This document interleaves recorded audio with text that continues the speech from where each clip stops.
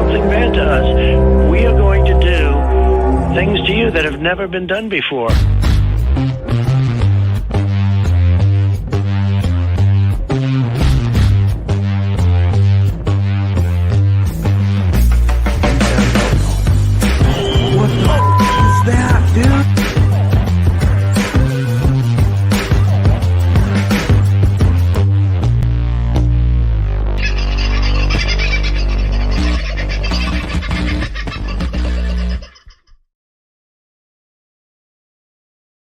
G'day, folks. How are ya? Yes, we're not in Toowoomba. I would have rung and told you, or done a live earlier if we were going to be there.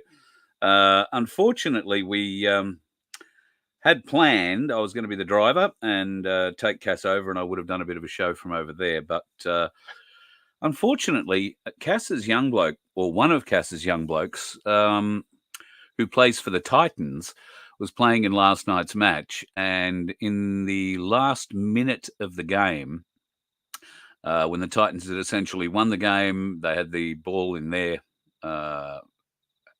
possession. There really wasn't anything. Sorry about that thing popping in and out. It's a bunch of cables. I'll lean the other way. It shouldn't happen.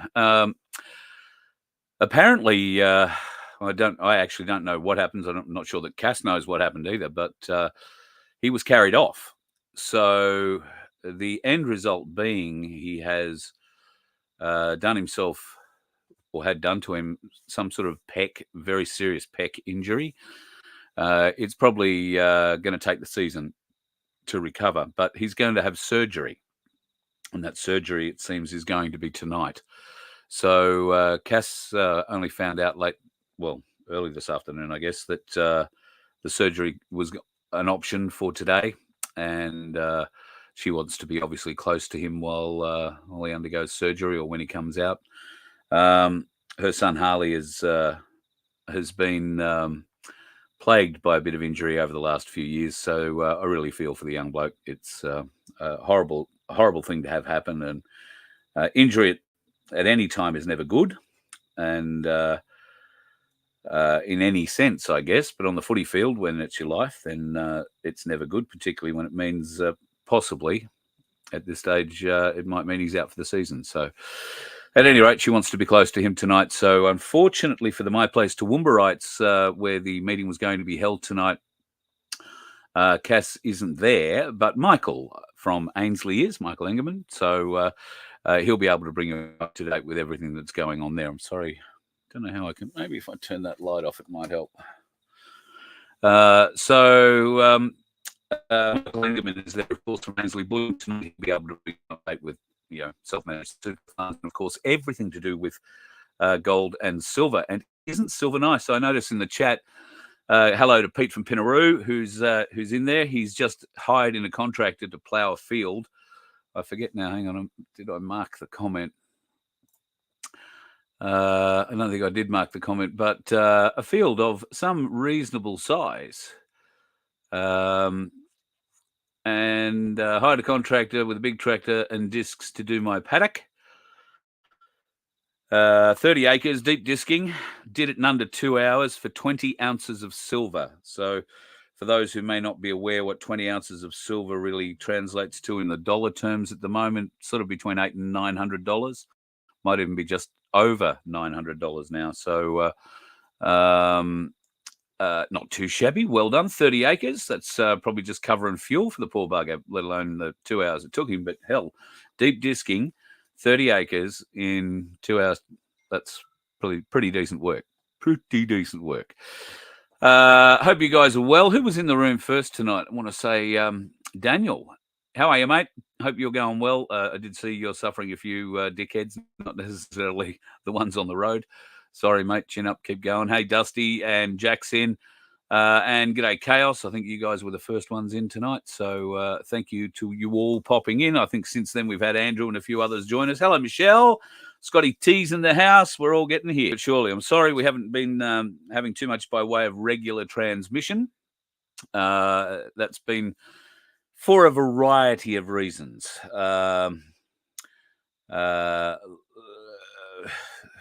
Location. So that has proved to be one of the biggest bugbears. I've had to do a little bit of moving. In fact, a fair bit of moving, entirely shifting location, which was a neat trick all in and of itself. But it's done, and now we're in a position where we can effect the repairs on the bus, or not so much repairs. We're going to find the trouble and then just, tweak that wire. Vince is, I hope, having a sleep right now, because in about 6 or so hours, he's going to need to get up and drive to Adelaide. He's on the first flight out of Adelaide tomorrow, I think, into Sydney, and then on his way up here. And will be joining us for the next week or so. And we plan a few interesting little bits for you. We'll show you a bit of what we're doing with the bus, because we don't want to bore you with that. Vince, I don't think, has been to the Gold Coast in a long time, and if at all. So we might go and let him put his feet in the water on one of the beaches. We might take him out and show him a few things. Just depends on how he performs around the bus. So we'll see how that goes. He'll be very pleased to know that today I've found the majority of my tools. I've put them all in places where I know they are, and I will be able to point to the box or go and find the tool that he requires pretty much instantly. That's a big statement. We'll find out how well that goes in the next week or so. And we will film, as I say, some of these adventures that we'll be having both here. And if it rains, it's going to be a hell of an adventure, can I just tell you? But if it doesn't rain, it should be a vastly more enjoyable adventure. Let's put it that way. We'll see what happens. So that's Vince. He'll be arriving tomorrow, and there will be a few little extra things we will do, multiple cameras and that kind of thing while Vince is here. We'll get to have a little bit of a play with all that sort of stuff, and I don't know, can show you the sky and the cows that are near me, and that's about all at the moment outside. Or there may be some passing snakes at some stage, so if there's a few of those floating around, rest assured I'll try and get video of them for you. Speaking of snakes, hello Rhonda in Cooktown. I was talking to Rhonda the other night. We were having quite a long conversation, and just out of the blue, she started telling me about some of the pythons that they're pulling out of the bush at the moment. When I say they're pulling them out of the bush, the pythons are coming out of the bush all by themselves. They don't need any help. They are huge, apparently. So we're talking about scrub pythons, Australia's largest python. And scrubbies can grow 6 to 8 meters in length, and they are very, very strong. These are the snakes. If you may have seen the picture, if you're a internet fan of things to other animals, I've seen snake grabbing kangaroos, hauling trees, or may have seen snakes attacking crocodiles, that kind of thing. Well, they're scrub pythons. They are big. They are very, very, very strong. If you are not careful, if you've got a big one around you and you let it coil you, then you want to have some muscles to undo yourself, I can tell you. I know from experience. So they've got also very big mouth, and I know a few people who've got them as pets, if you like, and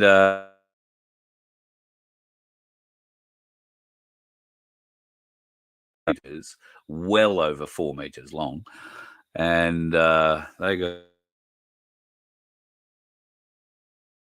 not too bad. They can be a bit snappy. No venom in them. If they bite you, you know you've been bitten, and you will bleed a little bit. But chicks dig scars, don't they? Isn't that the old saying?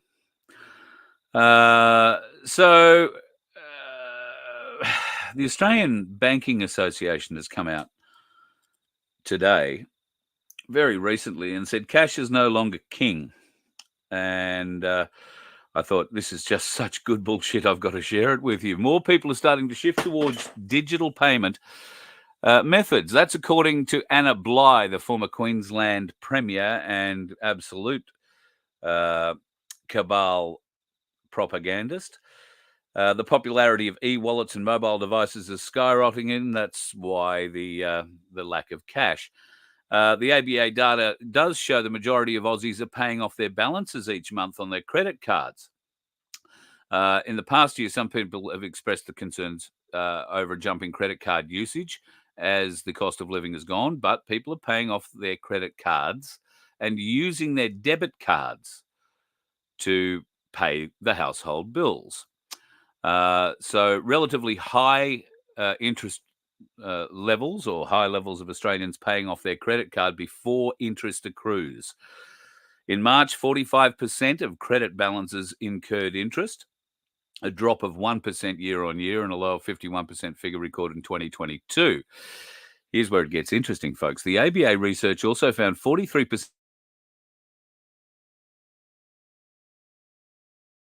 11% feel extremely secure. Or you could say 89% of us have some doubts about the security of our money. 14% of survey respondents usually carry forward a credit balance each month. So these people are indebted to the banks. Most people are, I guess, if you've got a credit card. Most Australians are meeting their repayments or paying their credit card off in full each month. But some people might be worried about it. You can get help from the banks, blah, blah, blah, blah, blah, blah, blah, blah, blah. Cash no longer king. Back in 2007, about 70% of all transactions were made using cash. But the latest data from the Reserve Bank shows the figure slumped to just 30% in 2022. I wonder why that would be. How many ATMs have been removed from areas you live in since 2007? How many people have been installed at the front of your bank to stop you going to a teller to get cash, to do business, if that business could be done through their ever-increasing smart ATMs? Now, they employ a floor walker to stop you getting to the counter because then they don't have to count a customer service moment with a counter or somebody behind that counter, and therefore they can say, less and less people are coming into the bank. Absolute bullshit. Telstra is a classic example of this. If you walk into a Telstra shop and try and pay your bill with cash, they will not accept it. Why? They're not allowed to take money. Why? Well, they've got no facility to hold it. They don't have a till. They don't have a register. They don't have anything. They've all got iPads and the latest iPhones, but they don't have anything else. So if you want to pay anything, you want to have any dealing with Telstra, you must pay for it using your credit or debit card. Now, if you had the choice to pay by cash, would you pay by cash? Would you walk into the store like you used to do and pay by cash then? Of course you would. So many businesses today don't allow you to pay by cash because they're too lazy, they're too stupid, they're just compliant, not because they're trying to offer you a service. So, yeah, share of in-person transactions made in the cash halved in the 3 years to 2022. That's because the ability to pay cash has more than halved in the 3 years to 2022. The access to cash. How many times have you gone to, one of the few remaining ATMs around you and found it has no cash, particularly on a Sunday night of a long weekend or possibly even just a busy weekend?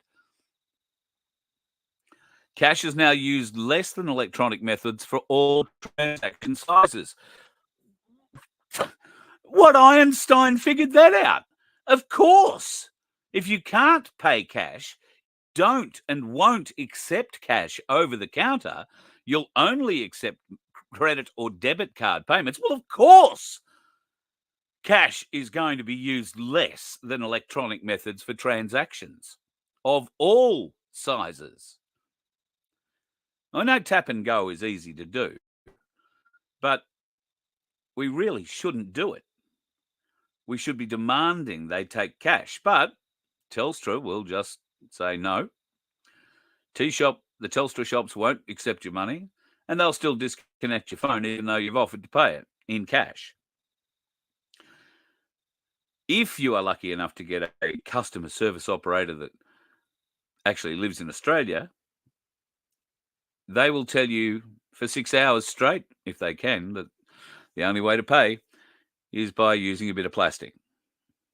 And it won't be long that you'll require your digital ID to do it. Now, I had to supply an ID, as I'm sure you did when you got a phone, whether it was recently or way back when. Your ID is still valid. The number on that license is valid all the way through. It doesn't change. So what happens when Telstra tell you they're going to require a digital ID from you from now on so you can pay your bill? Now, once again, until whatever, when the Q phones arrive, we're stuffed because the main service provider, Telstra, has the best coverage in the country, and there is no other option for some people. And I've got to say, the other options are limited and restrictive. So these bastards have you over a barrel. And I have no doubt the telcos will all require you to pay in plastic because they have 12-year-olds behind the counters and they don't trust them with the money. How much corporate theft must there have been for them to want to phase out cash so their staff doesn't get to touch it? Got to say, I think there's probably a bit there. So all of these graphs have been engineered. Do we understand that? This one, card and cash spending. Well, cash going down, cards going up, cash payments, dropping down significantly since 2000. So why aren't they also putting up the graphs of how restrictive they've made our access to cash? When will that graph be put beside these graphs and be compared? When will there be some honesty in our mainstream media in the reporting? This is just rip and read straight off the press release that the propagandist Bligh wants you to know that the banks, we're here to help. We're here to help. Yep, we're going to take your money. We're going to give you a small piddling pissy amount of interest for that deposit. We're going to charge you just enough fees so that the piddly amount of money we give you in interest is taken up in those fees and comes back to us. We're going to loan your money out to other people at a much higher interest rate, and we're going to keep the difference between what they give us and what you gave us, minus $1.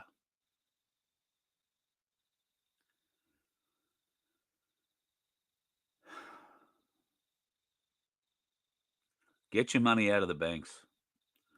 Thieving bastards. It's all they are. And when you've only got cash or gold and silver to deal with, they'll come around. But it requires us all to be involved. It requires us to stop the easy payment. And it requires us to demand of those providing our service or services to us that they take the legal currency of the nation. Be that in its current form, or as Len Clampett has discovered, the older form, which is still paper, but still legal. So Len tried to hand over $100 note that the kid behind the counter had never even seen before. It was from before the kid was born, I think. But they eventually took it, as they should. The banks are just unbelievable in the bullshit stories and the weaving of those stories that they are telling us. And it's lies. It's engineered lies. They have engineered the societal change to allow them to write that press release and be completely honest about it. Where they haven't been honest is everything leading up to that point. So I don't know. If you've still got money in your bank, if you've still got money in a big super company, I'd be saying get in charge of it yourself. Checks are being discontinued soon, Scotty says. I think you'll find that you have to pay for a checkbook in most banks these days, and you have to pay up front. I'm not even sure that there are businesses that do still accept check payments. I suppose they would. I can see no reason why they wouldn't, but I haven't been offered a checkbook. I've been offered a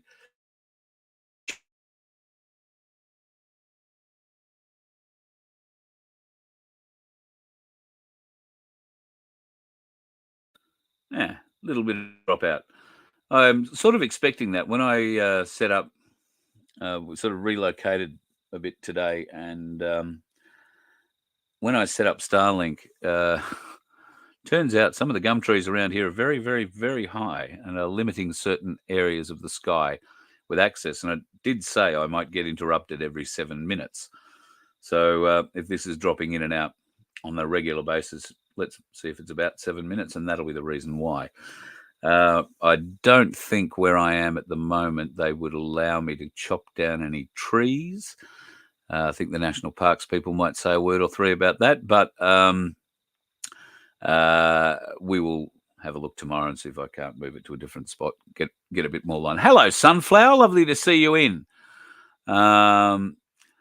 Yep. So keep cash going, folks. Don't listen to the bullshit coming from Anna Bligh. Isn't there something in that name, don't you think? Shouldn't we do a deep dive on the Bligh history, Anna Bligh's history? I'm not sure whether Bligh is her maiden name or a married name. Might just be the name she assumed when she was cloned. I'm not sure. We'll have to wait and see. That was a joke, folks. Speaking of jokes, I'm not going to play it, but I'm sure a lot of you have seen Life on Flat Earth Volume 4. Well, it had to come, didn't it? Well done again. I think the writing could be improved, but well done again. And a bit long, but there was a lot of news to tell. And I still haven't caught up on any of that, so I have no concept of what's going on, although I've been fielding phone calls for the last 3 days. There are a lot of very upset people, a lot of very sad and angry people. Hopefully in the last 24 hours or so, I believe Dave said that he's received some sort of email and was reviewing that email. I suppose in tonight's show he might have said something. I'll have to go and have a bit of a look. I'll give him a call later. Certainly the implications going forward are various. What needs to happen above everything else is we all need to come together. It's that simple. The roadblock has always been Bosie telling everybody else that if you talk to so-and-so or you talk to such and such, they're Freemasons, therefore you must be a Freemason, or I won't have anything to do with you, and yada, yada, yada. Now, I do believe in some cases he's been 100% on the money. In other cases, he may have been less than 100%. So I'm not saying drop all the fences and start hugging a Freemason. I am suggesting that you need to reevaluate your thoughts on many of the tags that have been put on people because they have disagreed with unit command at A1 and have been thrown out and then eviscerated publicly. They've been defamed by being called Freemasons. They've been threatened and humiliated, and well, the list could go on. So there will be some people who have a lot more to say. There will be potentially a lot more people coming out. I don't know. I certainly know of some people who are keen to talk, and at some point they will come out and tell their story. But we'll have to wait and see. Timing in that regard is theirs, not ours. But I think Frank has empowered a number of people to come forward. So it'll be interesting to see what comes out of it in the days and weeks ahead, as I said. Black Sheep, yeah, I did see that interview with Pascal, and was it Alex Jones? I want to say it was Alex Jones. And Pascal was dropped a few Q bombs in there. Yes, that JFK Jr. is, sorry, beg your pardon, JFK is still alive. He's 99 or 100 years of age. He is living at Mar-a-Lago. JFK Jr. is also living at Mar-a-Lago. John F. Kennedy is playing a role in the Q organization. And of course, if you're familiar with the Q setup, then you wouldn't be surprised at the fact that he is playing a role. I'm not sure exactly what role he'll be playing at 99, but you don't know how many med beds he's been through either. So we'll see what's going on. Murray, I think you're right. There is certainly some splaining to do. Lots of splaining to do. Not the least of which will be about Freemasonry much closer to home.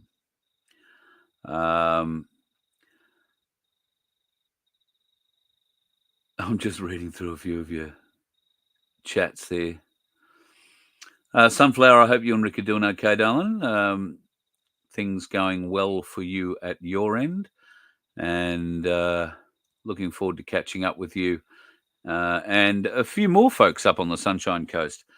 While Vince is here, and provided we actually can accomplish a few things and get ahead of ourselves, if he winds up having a day or three, then I'm thinking that we might come for a drive up to the sunny coast. I know there's a group of people up there that'd love to meet him, and we might have a cruise through Brisbane as well.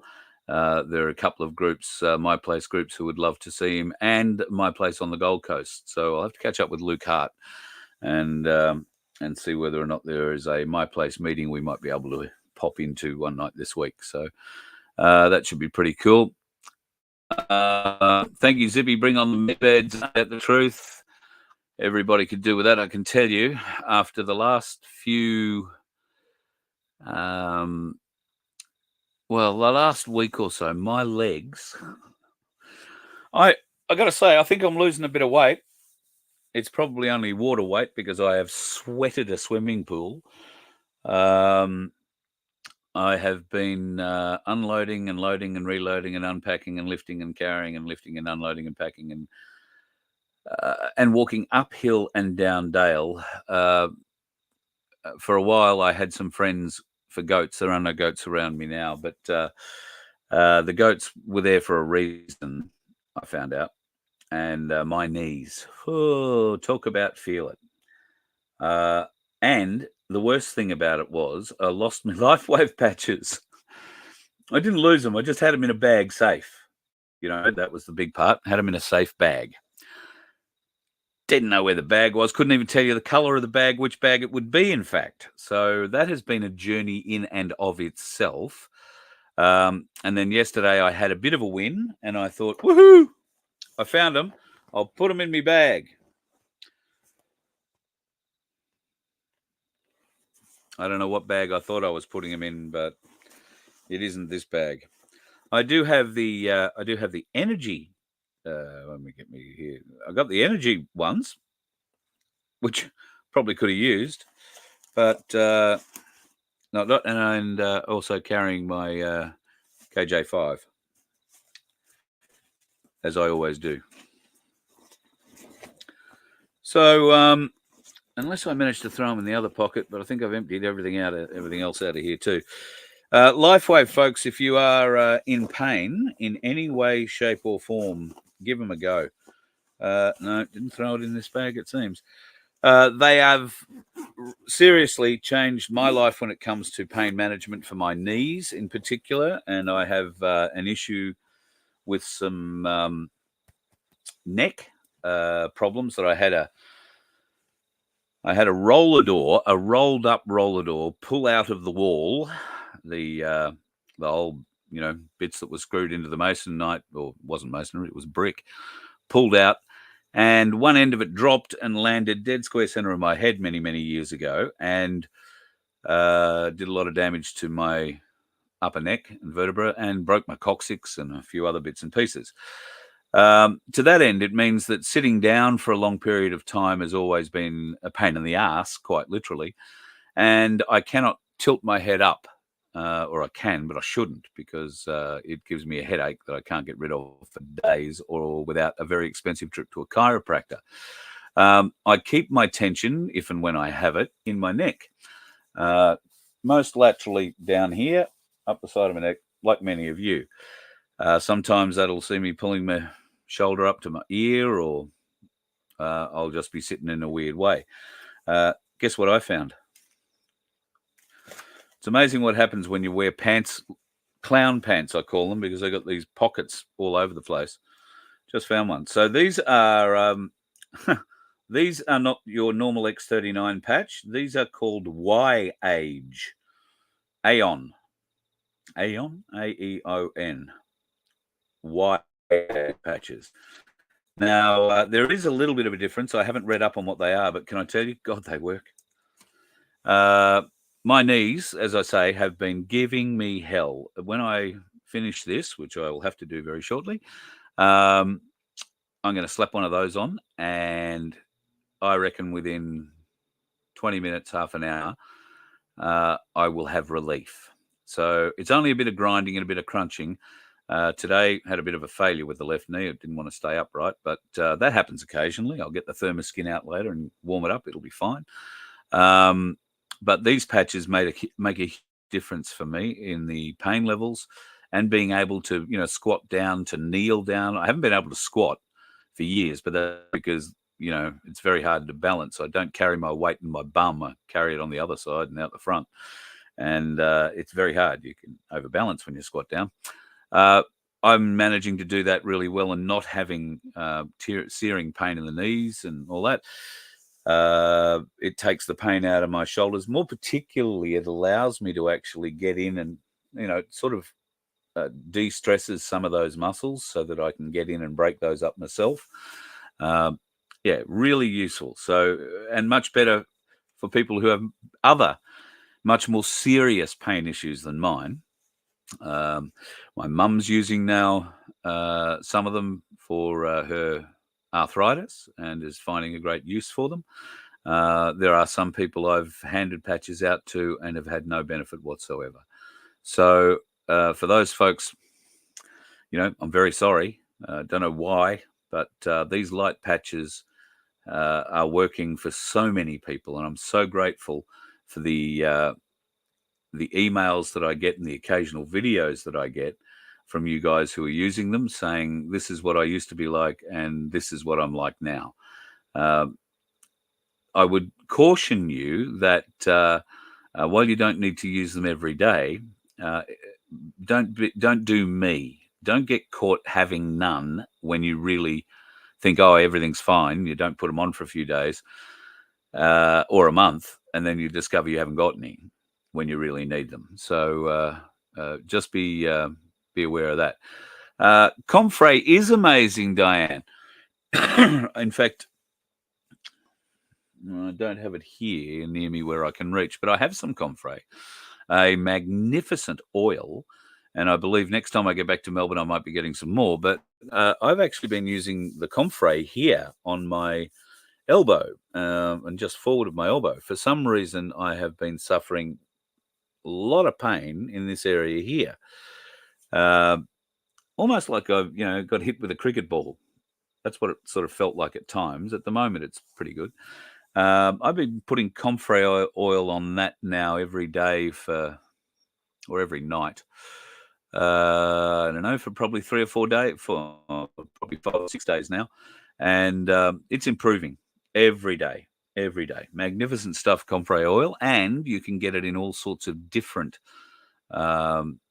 ways. I don't think oil is the only way, but I believe oil is probably one of the strongest ways of doing it. So that's pretty cool too. And thank you to Beckio from Truth Seekers, who fitted me out with some magnesium a little while back, a couple of jars of that, which is eyedropper stuff. But the sore muscles and more particularly, the next day, when you're really feeling it, when you've done a lot of new sort of exercises, bending, lifting, all that kind of stuff, I've got to say that magnesium is just golden. There is no stiffness the next day. It's tremendous stuff. So all these old remedies coming back in again. Who knew? Well, I guess there is one lady who knew. Her name is Barbara. There are many ladies who know, but Barbara's kicking goals at the moment all around the world with the book that she's just released, and worth having a look at. The hidden or secret remedies, the forgotten remedies, old wives' tales, grandma's fixes, all that sort of stuff. Turns out there's a bit of truth to all of that. And it's been hidden from us so that the big pharma companies can take what they want out of the plants and turn it into a pill and then sell it back to us, rather than us knowing about the plants and going and fixing it ourselves. I have no doubt big pharma's had its uses, and the process may have been sped up at times, but now it is simply about making money, simply about keeping you on their gravy train. You are feeding them. And sadly, more people are getting illnesses every day that they never had before, and much less ever expected to have. And they're now on a regime that will keep them in touch with Big Pharma and forking out money for life. For life. That's all this is. It's a commercial exercise. A commercial exercise. Create a crisis, create the solution, profit. It's that simple, sadly.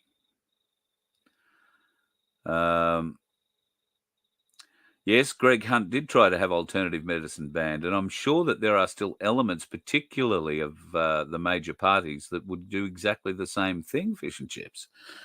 They don't want this getting out. Why? Because they're all going to jobs with Big Pharma afterwards. They'll go into the law field. Whose client? What company? Well, they'll just get a big pharmaceutical contract, or two, or three. I would love to have the ability to go back and research what our politicians did when they left, whether the government looked after them and gave them a nice little cushy job. I often remember Alexander Downer's appointment to the UK as our chef de mission, or whatever they call him, our head diplomat, head dickhead. He would have loved the whole public school thing over there. Public means private, by the way, in the UK. Public school boys abound through the public service and through the whole political class over there. He would have loved that in his fishnet stockings and high heels. Just goes to show just how good, your old government mates can be. It doesn't matter what side they're on, Labor or Liberal. And of course it goes, the same. Crud is now, on the gravy train in the US, although that gravy train may have spat a wheel, because it's been made pretty clear by the Trump camp that they don't think very highly of him at all. Thank God, the Trump camp are catching up with the rest of the country here in Australia, except the out-of-touch politicians, the out-of-touch illegal corporate assholes running the country. Of course, they felt the easiest way to shut him up was to send him to his prime post where he could work out of Washington and try and suck his way into the UN again on our dollar. Don't get me started on his wife and the government contracts she cleaned up with on. We will get into that another day, though. Will be a lot of fun. Oh, Jesus. Fish and chips, that's an interesting one. Australian National Care is now owned by Raytheon. Always research the labels and their CEOs. Wow. Turns out there are a lot of interesting things that increase blood pressure. Well, there are a lot of things that can increase your blood pressure, but they're finding them in foods and drinks and things that hitherto you would never have found anything that would do that. It's a real thing. Why are they increasing blood pressure without us knowing about it? Well, for those that have a predisposition in their immune system for an issue. Let's not be too specific, just say any kind of an issue, any kind of medical or health issue going forward in your future, coded into your DNA that you are going to have a congenital issue, something that's been passed on to you through your bloodlines, right? Or it may be an external thing that, you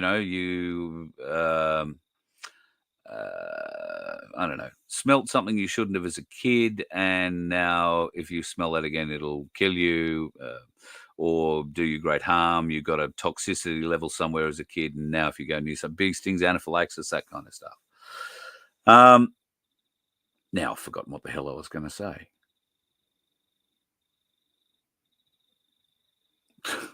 Shit. I've got to stop looking at that chat screen while I'm talking. It just throws me senseless. What was I going to say? Nearly had it. Something about. Oh, look. Anyway, it was going to end up with all the bastards are corrupt. Let's get rid of them. Stand up. We have to stand up. Surely to God, we're all starting to figure that out. God is telling you that little voice is in your head. I know it is. You may not be able to hear it, but we all have it.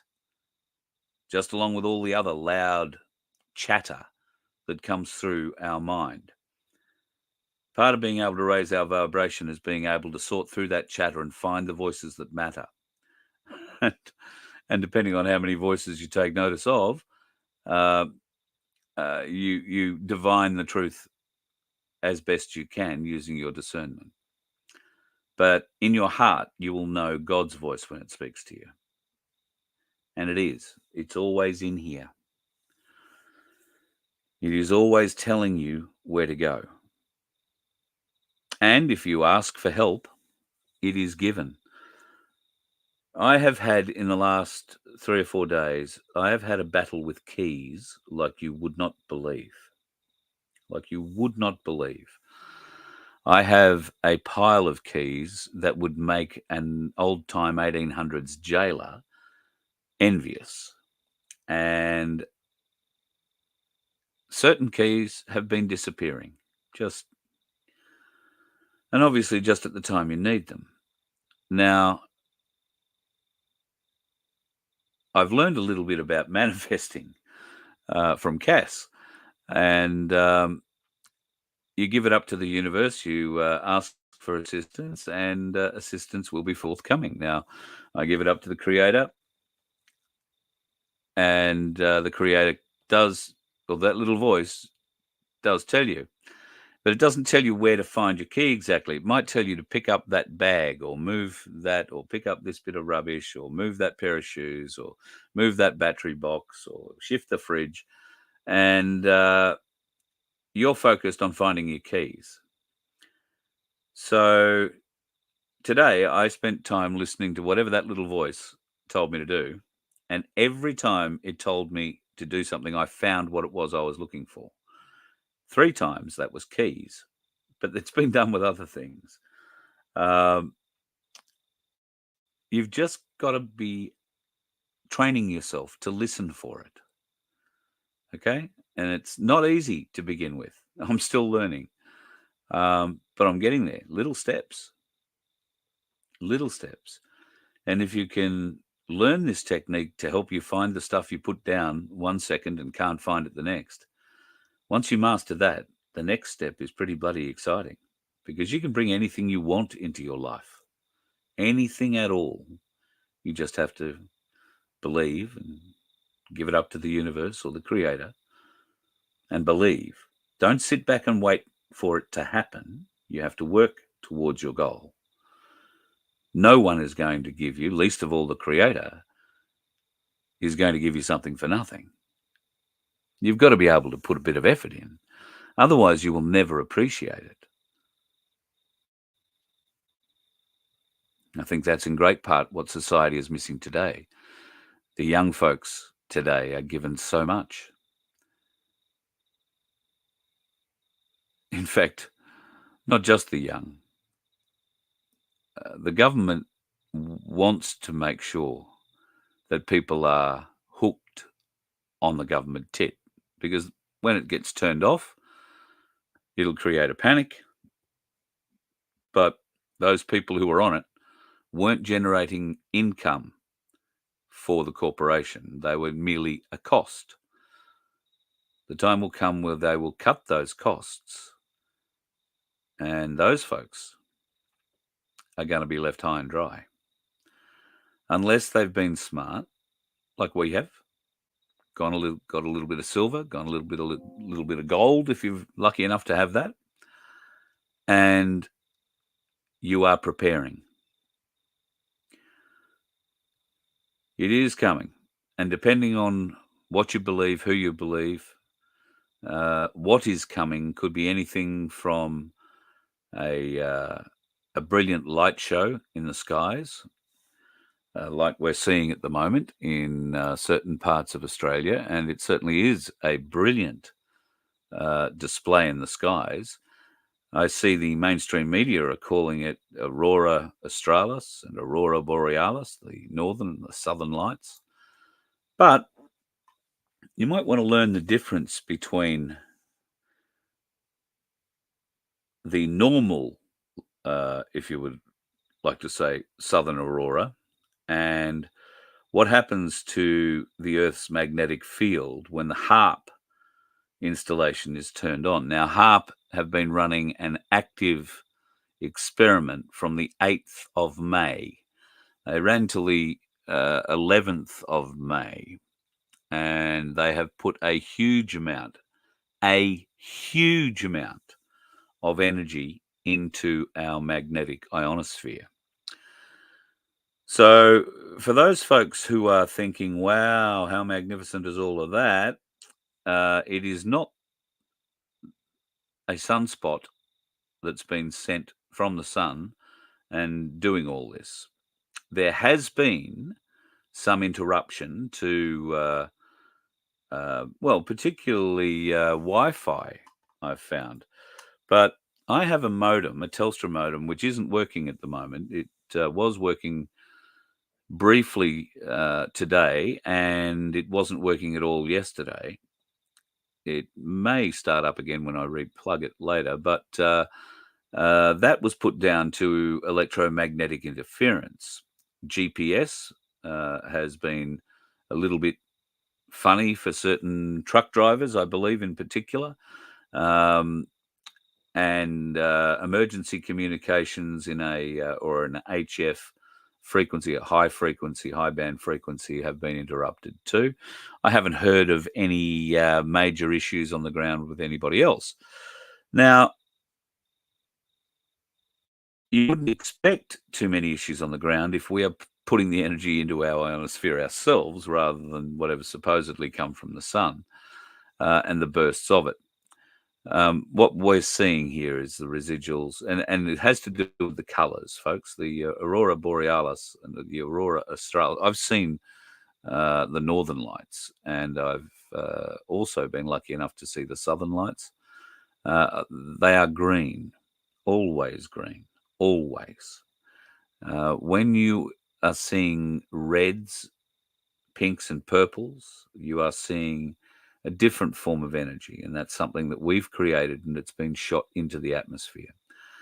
You can do your own research on that and find out a bit more about it, but I don't know if Google's had enough time yet to change its definitions and all that. But yeah, if you historically go back and have a look at any of the northern lights, you will find that they are always green. At least they were up until HARP started operation. So, yeah. All right, folks, I am going to have to go because my power is going to get pulled in the not too distant future, and I'm not sure that Starlink is up for working without a little bit of man-made power coming through the. He says, just having a bit of a look at my thing. No, I don't think it will. We're going to wind up dead very shortly. So my batteries aren't going to be running long enough to keep us running. So my apologies. Tomorrow, exciting day. Looking forward to Vince turning up, and we'll be, well, having a cursory glance tomorrow to figure out where we need to start the next day. I've got a funny feeling. But it will be a good trip. I'll try and film a bit of it and get it together so we can show it tomorrow night. I'm not sure Vince, as I say, has been to Queensland before. I'm not actually sure he's ever been on a plane before. Or if he has, not certainly on one that has a few different legs on it. So it's going to be interesting. He might get off a shaking wreck tomorrow. So we'll see how that plays out. Thank you to everybody who has joined us again tonight. Dave O, nice to see you back in. Lyndon, I think I missed saying good day to you. Timmy Wilson, I owe you a phone call. It won't happen tonight, but it will happen probably tomorrow morning, mate. I'll give you a ring while I'm on the way to the airport to pick up Vince. And Aussie Sue, hope things are going well with you, sweetheart. That's the first time I've seen your face in the chat, but it's probably been there. Don't forget, folks, please go across to FBN Media. We're going to be posting a bit more video up on there once Vince gets here. A lot of what we do with the bus and whatnot, I'll post up to FBN Media and to the VOF HQ Facebook, not Facebook, what am I calling? YouTube channels. So they're both YouTube channels, VOF HQ and FBN Media, as in Foxtrot Bravo November Media, FBN. And we would love you to like and subscribe to those. And as soon as we get the appropriate numbers, we will be putting up a bit more programming there too. Some discussions later this week with some new broadcasters who are keen to get involved. And I see My Place running around at the moment getting interest for various different things, including, as it seems, something that we'll be doing as well, hopefully in unison with them, and we'll look forward to bringing you some exciting programming coming from My Place all around Australia. And once again, if you happen to be in southeast Queensland and you are keen on catching up with Vince, let me know, carl@vofhq.com. We will arrange a night somewhere where we'll just go and have dinner. From where I am at the moment, it's probably a Brisbane or a potentially Ipswich. Well, yeah, depending if we've got the bus sorted, we could probably make the Gold Coast as well. So I'm just thinking of drive times and, how much light we've got to work out. We can really basically only work on the truck while there's light. So that's the plan. We'll be starting early and finishing whenever the sun says we can't go any further. But we'll catch up with more of that tomorrow. And once the general gets here, because he'll be the one telling me what to do, we will figure out how it's all going to play from there. But if we can, we'll try and catch up with as many folks as we can this week while Vince is around, and be good to catch up with a lot of My Place folks as well. Get onto the X39 patches if you haven't already. I do have a link somewhere that I can show you. That's one, lifewave.com/VOF/enrollment/packs. And you will be able to get yourself some of these. Although these were sent to me by Lifewave. So they're a little bit different. And I've only used, I think I've tried them once. And I haven't read the destruction manual to find out exactly which part they aid me, but they aided the part that I needed aided when I used I think I've used two when I used it the other day. So if you are suffering aches and pains of any shape, form, or description, some minor, some to most debilitating, then give them a try. They may not work for you, but if they do, they will change your life. I know people who've been on opioid medication and quite serious doses of opioid medication to get through their day, and especially to get through the night, who no longer have of that kind of big pharma medication in them, and the patches are in large measure somewhat responsible for that.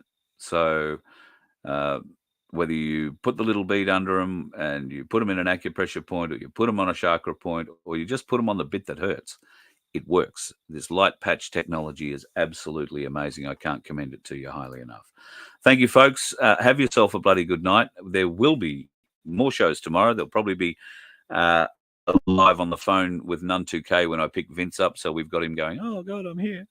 But outside of that, I'll film a bit more stuff, and we'll have a bit of fun with him while he's here. It should be good. Have yourself a good night. Watch out for those dickheads on the roads, folks. I was one of them the other day. I haven't told you, but I was in a car accident the other day. So I'm all right. No, nobody was hurt. I was the only person in the car accident, as it turned out.